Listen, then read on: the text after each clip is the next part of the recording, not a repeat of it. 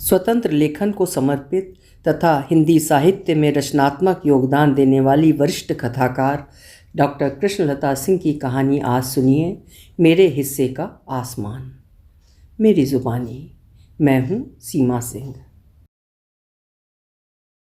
एक लंबे अरसे से अम्मा की चिट्ठी नहीं आई। पत्रों का उत्तर वो हमेशा समय से देती हैं, अतः मन अनेक दुश्चिंताओं से घिरा है। लेकिन गृहस्थी के चक्रव्यूह में फंसी जिंदगी सोचने से ज़्यादा कुछ करने की इजाज़त नहीं दे रही है। कई बार सोते सोते नींद उछटी, दिल में दहशत जागी, कहीं बाबूजी की तरह अम्मा भी। हाँ, बाबूजी से मिलने जा रही थी कि उनके स्वर्गवास का तार आ गया था। बिटिया भी सबकी तरह, कहकर उन्होंने अंतिम सांस ली। इन शब्दों में छिपे दर्द से मन आज भी छटपटाता है। आज अम्मा की याद बहुत आ रही है। क्या करूं, कुछ समझ में नहीं आ रहा है। काश गांव में फ़ोन होता। दुनिया ने इतनी तरक्की कर ली, लेकिन हमारा गांव वहीं का वहीं रहा। हाँ, फ़ोन से याद आया, अविनाश से पता किया जा सकता है। हो सकता है वे लोग दिवाली पर गांव गए हों या कोई आया गया हो। फ़ोन किया तो पता चला रक्षाबंधन से पहले अम्मा अपनी पेंशन लेने लालगंज गई थीं। बस से उतरते समय गिर पड़ी, काफ़ी चोट आई, अब चलने फिरने लायक हो पाई हैं। सुनकर गुस्सा आया, डांट कर पूछा, खबर क्यों नहीं दी? अविनाश ने अपनी सफाई देते हुए कहा, जीजी हमें भी खबर कहाँ थी, हम तो कई महीनों से गांव का चक्कर लगा ही नहीं पाए। मैंने धीरज खोते हुए पूछा, फिर तुम्हें कैसे पता चला? अविनाश का जवाब था, वो तो कल शांतनु अपने किसी केस के सिलसिले में यहाँ आए थे। उसने ही बताया कि अम्मा ने अपनी चोट के बारे में किसी को भी सूचित करने से मना किया था। सारा गुस्सा शांतनु पर उबल पड़ा। अम्मा ने मना किया और उसने मान लिया, कहकर फ़ोन पटक दिया। अम्मा की इस मनाही ने मुझे एक पल के लिए संज्ञा शून्य कर दिया। चेतना ने झकझोरा, आखिर अम्मा ने ऐसा क्यों किया? अनेक प्रश्न सामने उठ खड़े हुए। क्या अम्मा अपने बच्चों को किसी चिंता में नहीं डालना चाहती, या उन्हें विश्वास ही नहीं रहा हो कि कोई उन्हें देखने आएगा, अथवा विश्वास टूटने की पीड़ा से अपने आप को बचाना चाहती थी, या लड़कों के उपेक्षित व्यवहार से उनका मन इतना तिक्त हो गया है कि वो अपना दुख सुख किसी के साथ बांटना नहीं चाहती। स्वनिर्मित इन प्रश्नों के समाधान के लिए अम्मा को अतीत के गलियारों से खोजकर लाना ही पड़ेगा।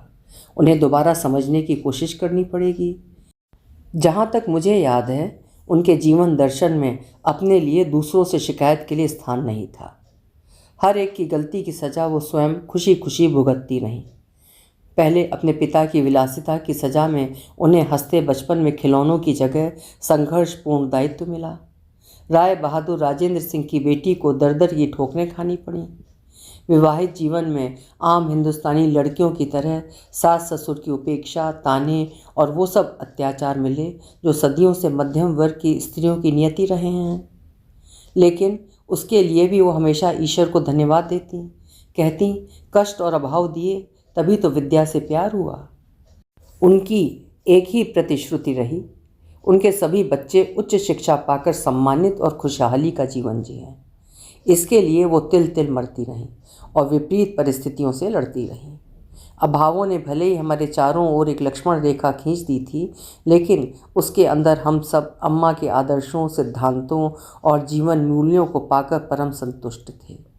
अम्मा की कई बातें उस समय कच्ची उम्र में गले नहीं उतरती थीं, लेकिन आज उनका कहा एक एक अक्षर सत्य की कसौटी पर खरा उतर रहा है। हम सब कितना चाहते थे कि अम्मा मकान बदल लें। तंग गली के अंदर टूटा फूटा हमारा मकान, जगह जगह से उखड़ा हुआ फर्श, हाथ लगाओ तो गिरने के लिए तैयार खड़े खिड़की दरवाजे, घर की अजीबोगरीब लोकेशन एवं जीर्ण शीर्ण दशा। और दूसरी तरफ जयंती का एमजी रोड पर लकलकाती मार्बल और मोज़ेक के फर्श वाली दूधिया कोठी अक्सर हमारे मन में आत्महीनता का एहसास जगा देती। लेकिन अम्मा का वही रटा रटाया डायलॉग, ये मकान तो सिर छुपाने की जगह है, तुम लोगों की नींव डाल रही हूँ। सुंदर मकान से कहीं ज़्यादा ज़रूरी है पौष्टिक खाना, स्कूल कॉलेज की फ़ीस और सुख दुख के लिए थोड़ी बचत। फिर थोड़ा डांटने के स्वर में कहती, इस पुराने मकान से तुम्हें क्या कष्ट है? बाज़ार, स्टेशन, अस्पताल, स्कूल और कॉलेज सभी 2-3 किलोमीटर के घेरे में हैं। तुम्हें अपने अमीर दोस्तों को घर लाने में शर्म लगती है? अम्मा का इतना लंबा चौड़ा भाषण सुनकर शांतनु खिलखिला उठता। वाह अम्मा, आपको तो नेता होना चाहिए। अविनाश और अरविंद मुंह फुलाकर चल देते, लेकिन अम्मा की यही बेकार लगने वाली बातें कई बार आत्महीनता से लड़खड़ाते हुए हमारे कदमों को सहारा अवश्य दे देती थीं। याद आया, एक बार हम लोग विश्वविद्यालय के दीक्षांत समारोह के लिए आषाढ़ का एक दिन का मंचन कर रहे थे। उस दिन शहर में शीतलहर का प्रकोप था। प्रोफेसर श्रीवास्तव ने गरम गरम चाय समोसे खिलाकर मौसम की ठंडक कम करने की कोशिश के साथ एक प्रस्ताव रखा। कल से रिहर्सल के बाद लौटते समय हर एक सदस्य के घर बारी बारी से चाय नाश्ते का इंतज़ाम हुआ करेगा। सबने हर्ष ध्वनि से इस प्रस्ताव का स्वागत किया।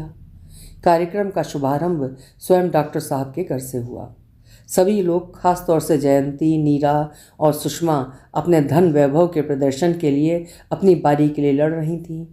मेरी बोलती बंद थी। न मेरा घर इस लायक और न 20 सदस्यों के लिए शानदार चाय पार्टी के लिए अतिरिक्त धनराशि।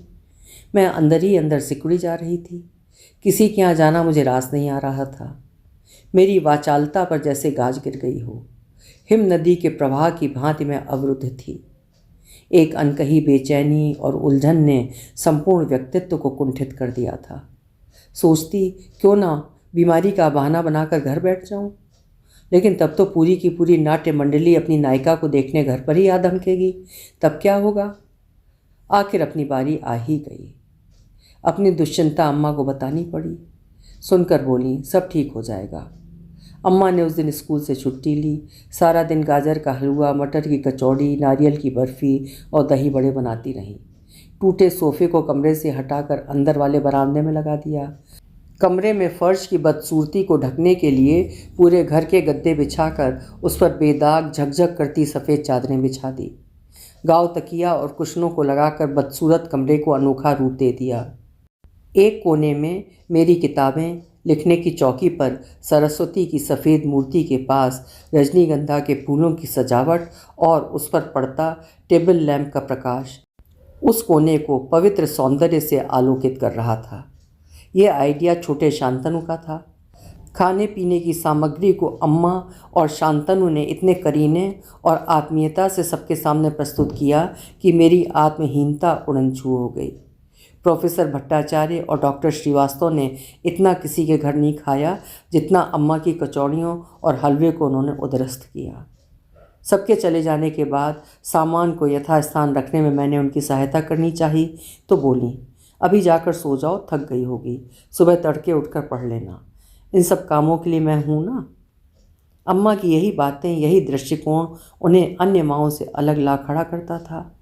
रूप, रंग, चाल ढाल और रहन सहन में अत्यंत सामान्य दिखने वाली अम्मा का व्यक्तित्व असामान्य था। मन श्रद्धा और विश्वास से भर उठा। आगे कुछ कर दिखाने, कुछ बनने की इच्छा बलवती हो उठती। सारी नसों में एक झंझनाहट सी होने लगती। मन कहता, हे ईश्वर, मुझे ऐसे ही अभावों की गंगा में नहलाना। मुझे नहीं चाहिए जयंती और नीरा के घर का स्वर्ग, जहाँ त्याग नहीं, सर्जना के लिए प्रोत्साहन नहीं। उस घटना के बाद मैंने अपने आप को कभी छोटा नहीं समझा। एमए में मैंने टॉप किया। अम्मा की आंखों से खुशी के आंसू टपक पड़े। मुझे मालूम था कि ये दिन अम्मा के लिए बड़ी कठिनाइयों से भरे हैं। बड़े भैया की वकालत कछुआ चाल से चल रही थी। भविष्य के लिए भी कोई खास आशा की किरण दिखाई नहीं दे रही थी। अविनाश पब्लिक स्कूल में भले ही छात्रवृत्ति पर पढ़ रहे थे, लेकिन कुछ न कुछ पैसा तो उन्हें भी भेजना ही पड़ता था। बाबूजी की खेती मुकदमेबाजी की आहुति चढ़ रही थी। सिर्फ अम्मा की हिम्मत पर घर चल रहा था। अम्मा का आर्थिक बोझ हल्का करने की इच्छा से मैंने किसी स्कूल या कॉलेज में पढ़ाने का निश्चय किया। साथ ही रिसर्च करने का इरादा किया। एक इंटर कॉलेज में प्रवक्ता की नौकरी मिली, लेकिन दिल तोड़ने वाली कड़ी शर्त, 3 वर्ष का रिसर्च करने की अनुमति नहीं मिलेगी। फिर भी मैंने नौकरी ज्वाइन करने का निश्चय किया। अम्मा मेरा निश्चय सुनकर उदास हो गई। बोली, यह तुम ठीक नहीं कर रही हो, बस थोड़ी सी मुश्किलों से हथियार डाल दिए। मेरी राय मानो तो नौकरी की जगह रिसर्च पर अपना ध्यान केंद्रित करो, अपना लक्ष्य मत छोड़ो। अम्मा के हट के आगे मैं विवश थी। कॉलेज ज्वाइन करने की जगह जब प्राचार्य को इस यथार्थ से अवगत कराया तो उन्होंने कहा, जाओ बेटी, जिसकी माँ इतनी प्रेरणादायिनी हो उसे कौन बांध सकता है। रिसर्च की शुरुआत के दिन बड़े कठिन थे। विभागाध्यक्ष और गाइड की आपसी अनबन के कारण विभाग के खूब चक्कर लगाने पड़ते। मेरा चुना हुआ हर विषय वे अस्वीकृत कर देते। नए टॉपिक की प्रतीक्षा में उनके कक्ष के समक्ष घंटों खड़े रहना पड़ता। हर दिन आशा और निराशा के द्वंद्व में बीतता। सोचती बेकार नौकरी छोड़ी। एक दिन तो चक्कर खाकर गिर ही पड़ी। अम्मा ने सुना तो रोज़ सुबह की चाय की जगह 1 कप दूध जबरदस्ती देने लगी। उनके आर्थिक बजट और ममता की एक खींचातानी मुझे अंदर तक भिगो गई। मैंने भी चट्टान की तरह मजबूत बनने का फौलादी इरादा कर लिया। मैं जानती थी कि उनका बजट पहले से ही इतना तंग था कि उसमें कहीं से भी काट छाँट करने की कोई गुंजाइश नहीं थी। दोपहर को जिस दिन कोई नई तरकारी बनती, हम लोग समझ जाते कि शाम को अम्मा ज़रूर लौकी या कद्दू बनाएंगी। महंगी और सस्ती सब्जियों का उनका अपना अलग गणित था। जो सब्जी सबसे ज़्यादा सस्ती होती, उसी सब्जी में सबसे ज़्यादा विटामिन गिनाए जाते। आर्थिक समस्याओं से वो खुद अपने ढंग से निपटती। महीने के शुरू में ही याद से हम सबकी फ़ीस हमें पकड़ा देती। कोई और काम हो या ना हो, लेकिन तुम्हारी फ़ीस समय से पहुंचनी चाहिए। बाबूजी जब कभी रुपयों का दुखड़ा हम सबके सामने बखान करने लगते, अम्मा बात पलट देती। खैर, बाबूजी ने तो घर की बागडोर अम्मा को सौंप रखी थी। हम सबकी सफलता का सेहरा अपने सिर पर बांध लेते और विफलता को समेटने के लिए अम्मा का आंचल मौजूद था। अम्मा और बाबूजी की नोक-झोंक भी चलती रहती थी। कभी कभी कम दूध की चाय को अम्मा का अमृत कहकर मजाक उड़ा दिया करते थे। अम्मा रूठकर दूसरे दिन बाबूजी को सुबह की चाय नहीं देती, तो बाबूजी हंसकर कहते, अध्यापिका जी, आज तुम्हारा अमृत नहीं पिया तो ससुरा पेट गड़बड़ा गया, जरा जल्दी से अपना अमृत पिलाओ। हम सब दबी दबी हंसी हंसते और चुपचाप इस प्रतीक्षा में बैठे रहते कि दोबारा चाय बन रही है तो शायद हमें भी मिल जाए। लेकिन अम्मा नाप तौल की पक्की, चाय नाप तौल कर ही बनाती। अगर 2 घूंट बच जाती तो छोटे से मग में डालकर हमें दे जाती। ज़्यादा इसलिए नहीं बनाई कि तुम सबकी भूख मर जाएगी, कहकर बाकी लोगों का पत्ता काट देती। लेकिन अरविंद कब चुप रहने वाला था, बोल ही देता, हाँ हाँ पिलाओ अपनी लाडली को, बाकी सब तो तुम्हारे सौतेले हैं। अम्मा आगे बढ़कर अरविंद के गाल पर एक हल्की चपत जड़ देती और कहती, हट मुँह जले, जो मुँह में आता है बस बोल देता है। अरविंद मौके का फ़ायदा उठाकर उनका आंचल पकड़ लेता। अम्मा सच सच बताओ, हमें कौन से अस्पताल से उठाकर लाई थी? अम्मा कुछ कहने लगती, तभी उन्हें याद आता कि चूल्हे पर चढ़ी दाल जल रही है। जोर से आंचल झटक कर भागती। ये क्षण बड़े रस से भरे होते थे। थोड़ी देर बाद चाय का आधा आधा कप सबके हिस्से में आ जाता। अम्मा कहती, आधा कप चाय का दाम है 1 घंटे और पढ़ना। शांतनु अम्मा को छेड़ता, अम्मा पिछले जन्म में आप बनिया जरूर रही होंगी। अम्मा का चेहरा उदास हो जाता। बुझे स्वर में कहती, हाँ बेटा, बनिया ही थी, तभी तो 1-1 मिनट और पाई पाई का हिसाब रख रही हूँ। वाक्य के अंदर छिपे व्यंग और दर्द से हम सब उदास ना हो जाएं, इसलिए तुरंत उसे मजाकिया जामा पहना देती। भाई पुरानी आदत से मजबूर हूँ और काम में जुट जाती। आज सोचती हूँ, अम्मा में ऐसी कौन सी दैवी शक्ति थी जिसके बल पर स्कूल, ट्यूशन, घर की संपूर्ण व्यवस्था, बाजार से लेकर खाना, चौका बर्तन और घर की साफ सफाई सभी कुछ इतनी सहजता से निपटा लेती थी। कभी कोई शिकायत नहीं, जैसे सब कुछ उनकी ही जिम्मेदारी हो। उन्हें सिर्फ तोड़ती थी तो हम सबकी बीमारी। बीमार के पास बैठने का टाइम नहीं होता था, लेकिन कातर हिरणी सी उनकी सजल आँखें उनकी अकुलाहट, तड़पन और विवशता को प्रकट कर देती। ऐसा क्यों होता है कि अभावग्रस्त जीवन जीने पर भी व्यक्ति तनाव मुक्त और अपनी छोटी सी दुनिया में बेहद संतुष्ट रहता है? शायद भावनात्मक सुरक्षा। हाँ, शायद यही सत्य है। तभी अम्मा के ममता भरे आंचल के नीचे हम सब अपनी ऊंची उड़ान भरने के लिए कृत संकल्प थे।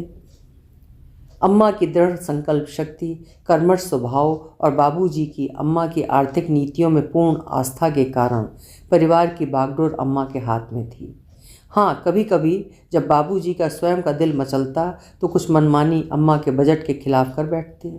किसी अच्छी पिक्चर को देखने अथवा शहर की मशहूर कुल्फ़ी खाने का प्रोग्राम बना लेते। अम्मा स्वीकृति दे देती, लेकिन वे पैदल और बाबूजी रिक्शे से जाने की हट करते।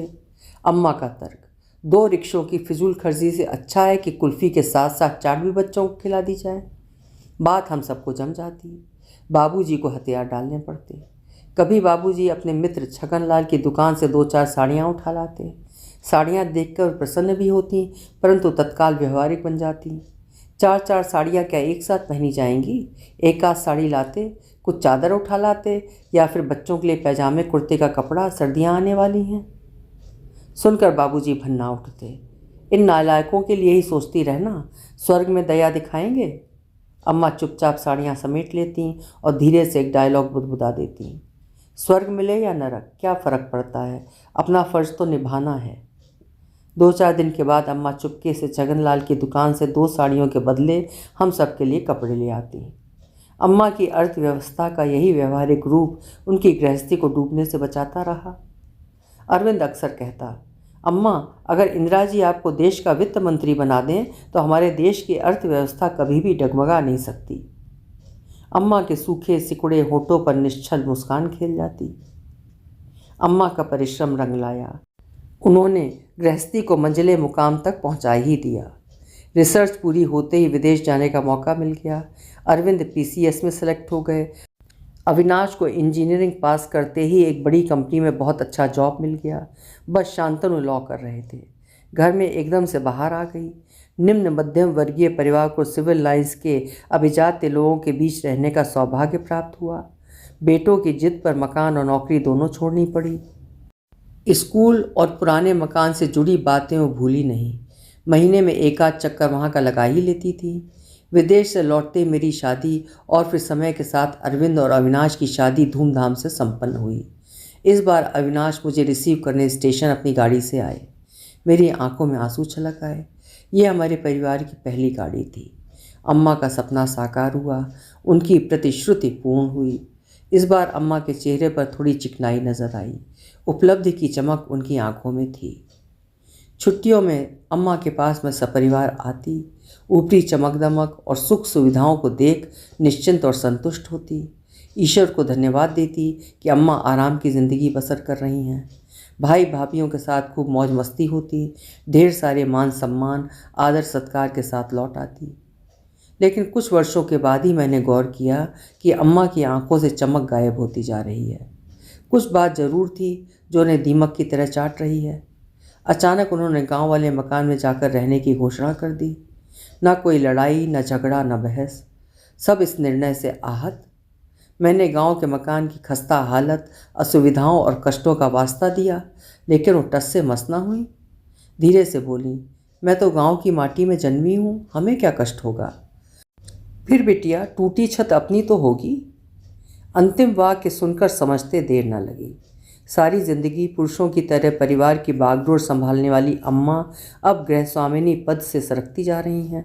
उनके अखंड अधिकार का साम्राज्य, जहां एकमात्र उनका एक छत्र शासन चलता था, अब टूटने लगा है।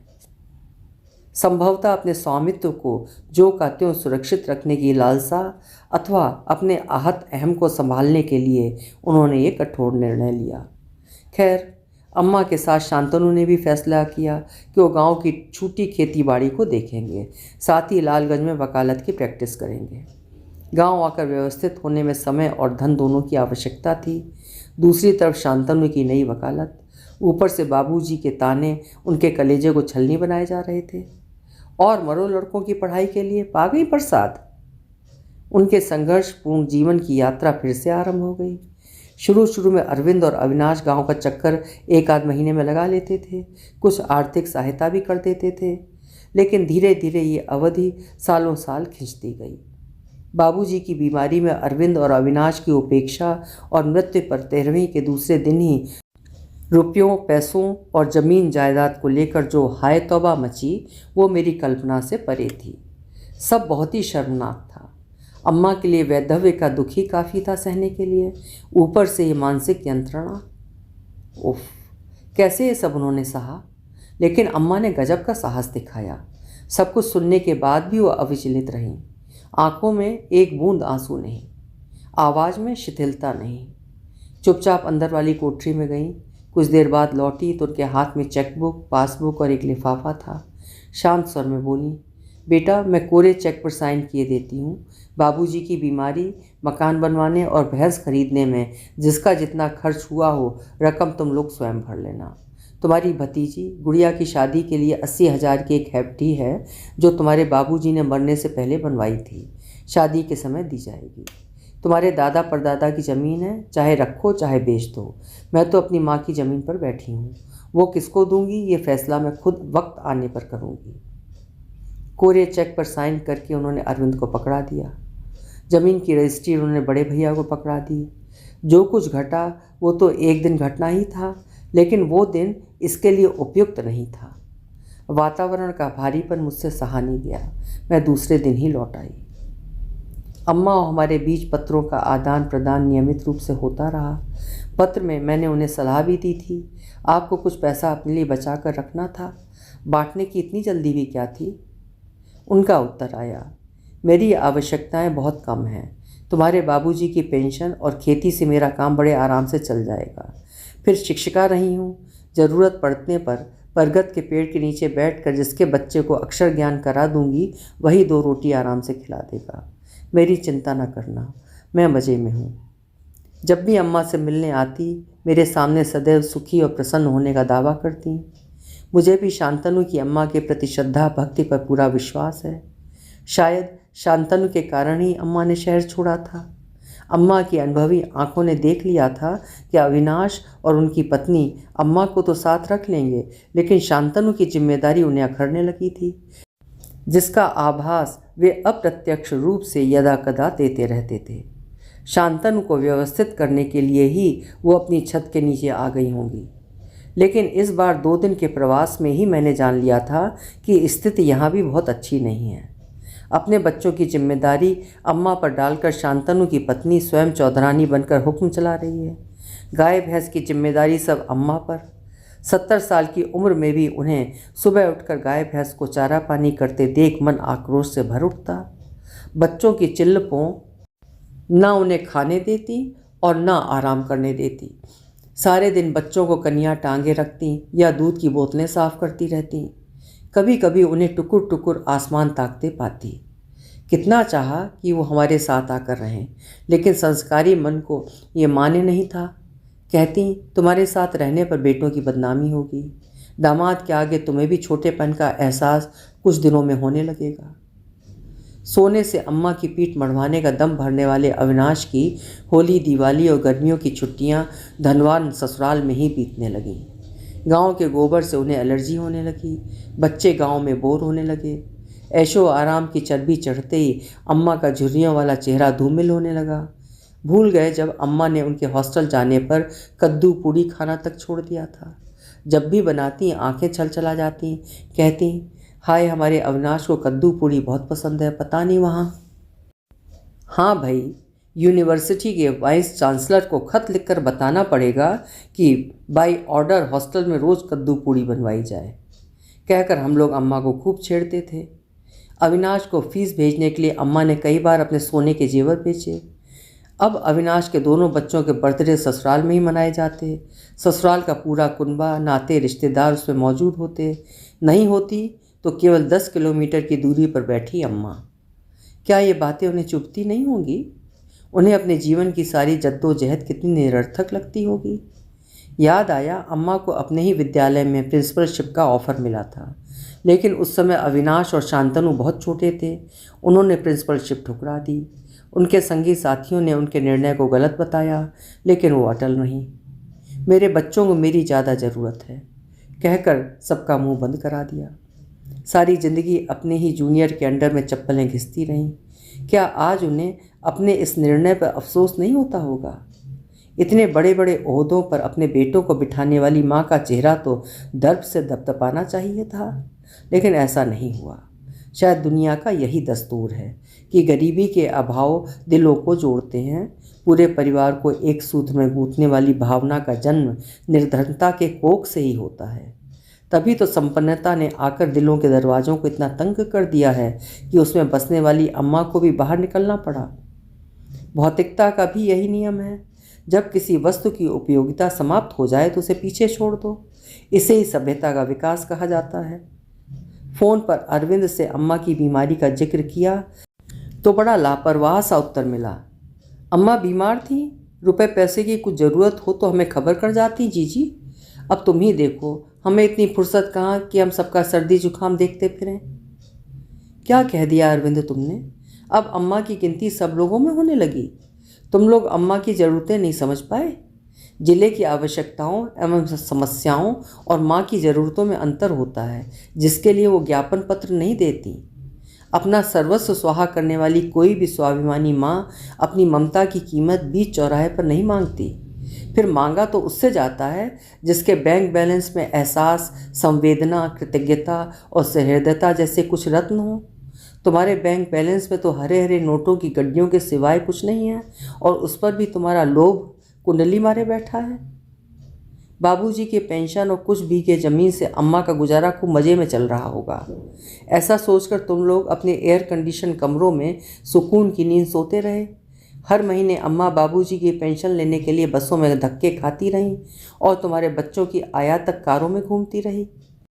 अम्मा का थका रूप देखकर तुम लोगों को अपना सारा धन वैभव, पद प्रतिष्ठा और उपलब्धियां बेमानी नहीं लगती? कहीं कुछ दिल में चुभता नहीं?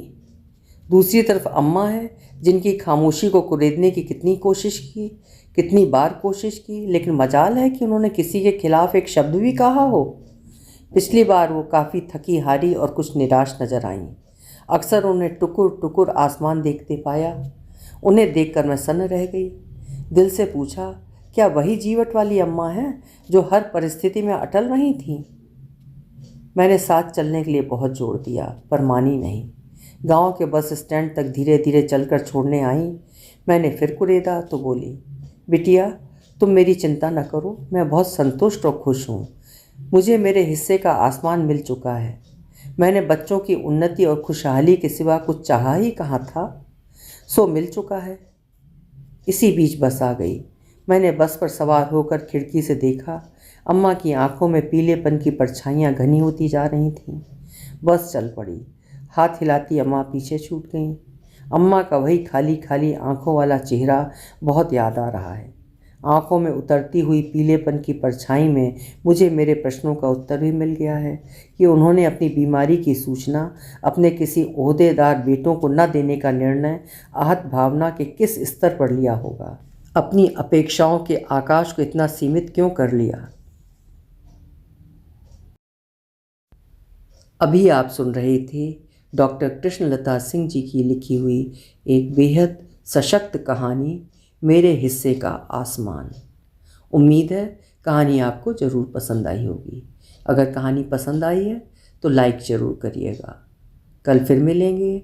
आपका समय शुभ हो।